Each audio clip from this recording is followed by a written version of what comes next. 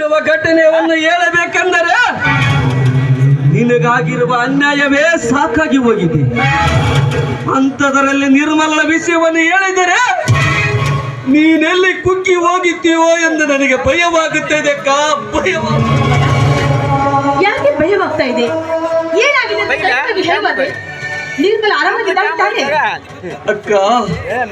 ಹೆರಿಗೆಯ ಸಮಯದಲ್ಲಿ ಅದೇನೋ ತೊಂದರೆಯಾಗಿ ಹೆಣ್ಣು ಮಗುವಿಗೆ ಜನ್ಮ ನೀಡಿ ಅಕ್ಕ ನಮ್ಮನ್ನೆಲ್ಲ ಆಗಲಿ ಓದಲಕ್ಕ.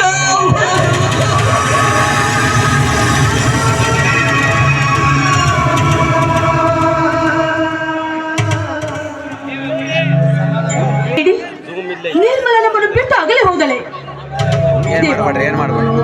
ಯಾಕೆ ನಮ್ಗೆಲ್ಲರಿಗೂ ಇಷ್ಟೊಂದು ಚಿತ್ರ ಹಿಂಸೆ ಕೊಡ್ತಾ ಇದೆಯಾ? ನೀನು ನಾವೆಲ್ಲರೂ ಬದುಕಬಾರ್ದನ್ನು ವಿಚಾರ ನಿನಗಿದ್ದಿದ್ರೆ ನಮ್ಮೆಲ್ಲರಿಗೂ ಒಂದೇ ಸಲ ಸಾವನ್ನಾದ್ರೂ ಕೊಡಬಾರ್ದಾಗಿದ್ದ ದೇವ. ಸಮಾಧಾನ ಮಾಡಿಕೋ ಅಕ್ಕ, ಸಮಾಧಾನ ಮಾಡಿಕೋ. ಆ ಸರಿಯಾಗಿರುವ ನಿನ್ನ ಗಂಡನ ತೀರಿ ಹೋದ ಮೇಲೆ ಈಗ ನಿನ್ನನ್ನು ನೋಡಿಕೊಳ್ಳಬಹುದು.